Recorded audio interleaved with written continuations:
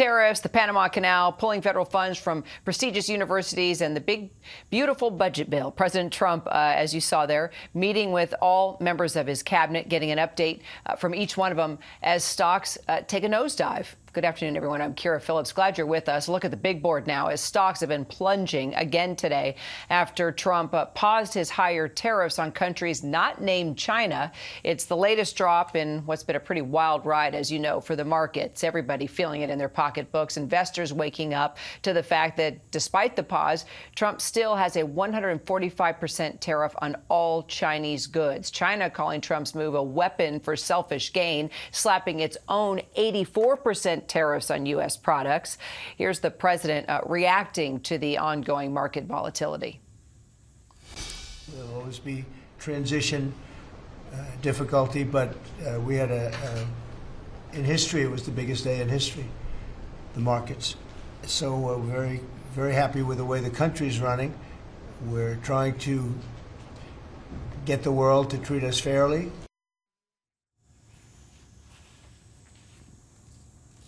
Joining me now, senior White House correspondent Selena Wang, senior political correspondent Rachel Scott, and Bankrate Washington bureau chief Mark Hamrick. All right, Rachel, what stood out to you? Clearly, within a couple, I guess it went a couple of hours, the president covering everything.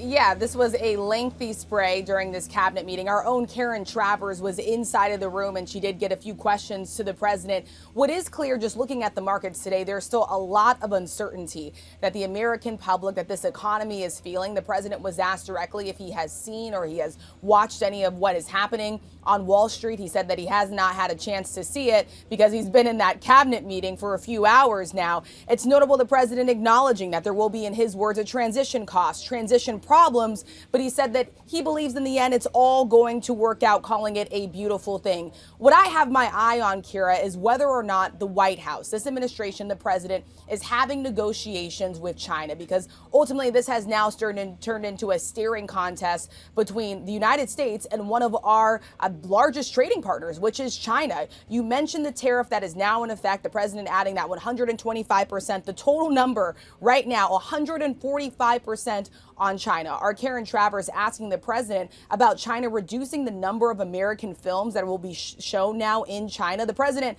brushing that off entirely, saying that he has heard of worse things happening. But again, it underscores the impact that is happening here in the United States and also abroad. And then just one more thing, Kira, because we've obviously been tracking what the president's advisors have been saying.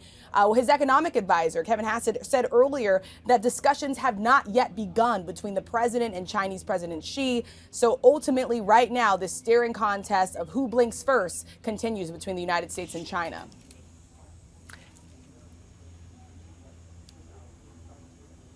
All right, Selena, Rachel there mentioning, by the way, sorry about the pause there. We're tracking a near incident situation at Reagan National Airport. We're going to bring that to you as soon as we can get our ducks in a row on what's happening there at the airport.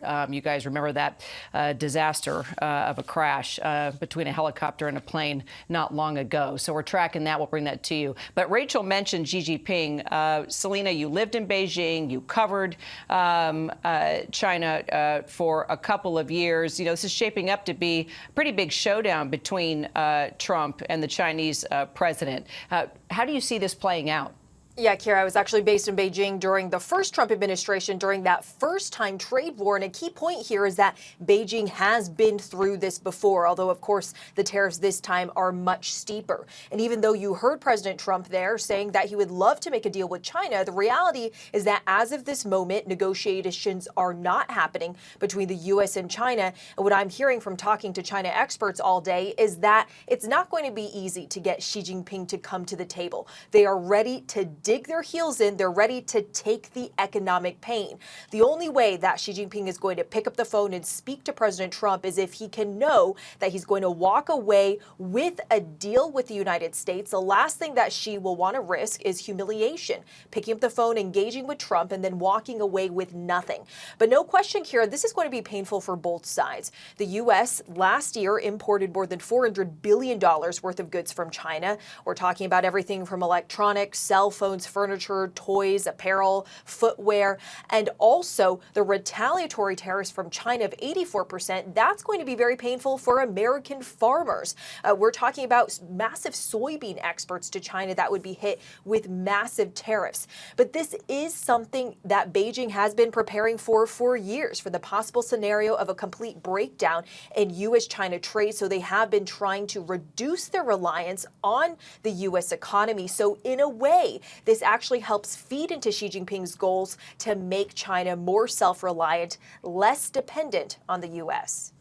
Mark, we can't forget yesterday. It happened right in the middle of our afternoon show when the market started to rally. Everybody got so excited. The president's Treasury Secretary came out and talked about, well, this was the art of the deal, and it's playing out right now. We told you to trust us. We know what we're doing, but it was short-lived.